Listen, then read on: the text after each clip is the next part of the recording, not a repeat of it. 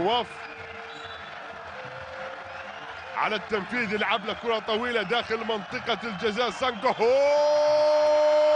وابو تريكة، جول! ابو تريكة وحيدا يترك، ابو تريكة داخل منطقة الجزاء. محمد ابو تريكة يسجل هدف التقدم لبنياس. يتقدم بنياس بهدف اول مع الدقيقة رقم 25 من احداث شوط المباراة الاول. وهنا محمد ابو تريكة يسجل الهدف الاول لمصلحة فريق بنياس. 1-0 يسجل كريستيان فيلهامسون مع الدقيقة رقم 25. يتقدمون.